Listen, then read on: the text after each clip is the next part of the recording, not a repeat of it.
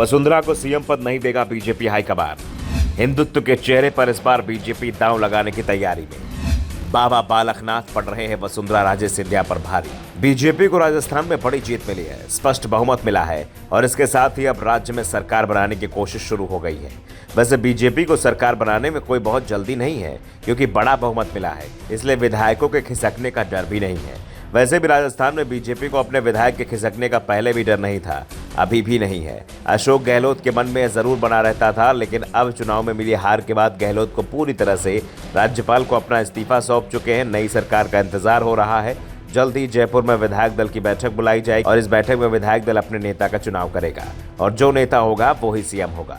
फिलहाल विधायक दल किसके नाम पर मुहर लगाएगा, यह हाईकमान यानी प्रधानमंत्री मोदी अमित शाह तय करेंगे, क्योंकि बीजेपी में जो भी कुछ होता है वो पीएम मोदी और शाह की सहमति से ही होता है। इस बार बीजेपी ने राजस्थान विधानसभा का चुनाव धार्मिक ध्रुवीकरण पर जोर देते हुए लड़ा था और पार्टी की रणनीति काम करती भी दिखाई दी। बीजेपी को 115 सीटों पर जीत मिली है। ऐसे में सीएम पद के लिए सबसे आगे बाबा बालकनाथ को ही माना जा रहा है। तिजारा सीट से मुश्किल मुकाबले में जीते बाबा बालकनाथ सीएम पद की रेस में सबसे आगे माने जा रहे हैं। हाल ही में हुए सर्वे में यह भी साफ हुआ था कि बाबा बालकनाथ की लोकप्रियता तेजी से बढ़ती जा रही है।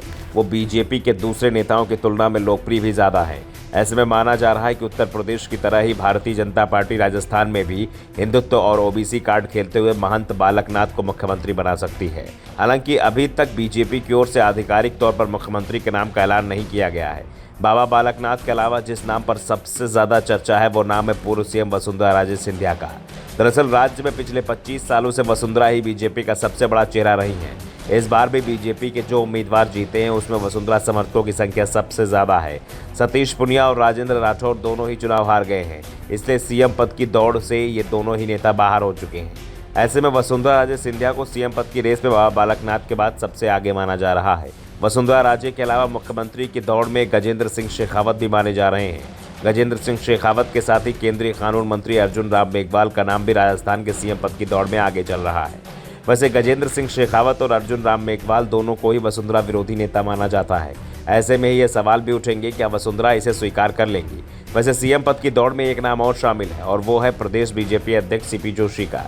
उन्हें भी सीएम पद का दावेदार माना जा रहा है। वैसे दावा किया जा रहा है कि अगर वसुंधरा राजे सिंधिया का पत्ता पूरी तरह से काटने का मन बीजेपी ने बना लिया है तो फिर बाबा बालकनाथ हाईकमान की पहली पसंद हो सकते हैं। बाबा बालकनाथ का संत होने के अलावा बीजेपी के लिए फायदे की बात बाबा बालकनाथ का ओबीसी होना भी माना जा रहा है। वैसे साधु कभी भी अपनी जाति का जिक्र नहीं करते हैं, लेकिन ये जरूर साफ है कि बाबा बालकनाथ के सहारे बीजेपी यूपी बिहार को भी साध सकती है। ऐसे में उन्हें सीएम पद को लेकर सबसे बड़ा दावेदार माना जा रहा है। लेकिन सवाल ये है कि मोदी शाह के दौर में बीजेपी चौंकाने वाले फैसले करती है और ऐसे में किसके नाम पर वो मुहर लगाते हैं ये देखना दिलचस्प होगा। ब्यूरो रिपोर्ट, द नव दर्पण न्यूज।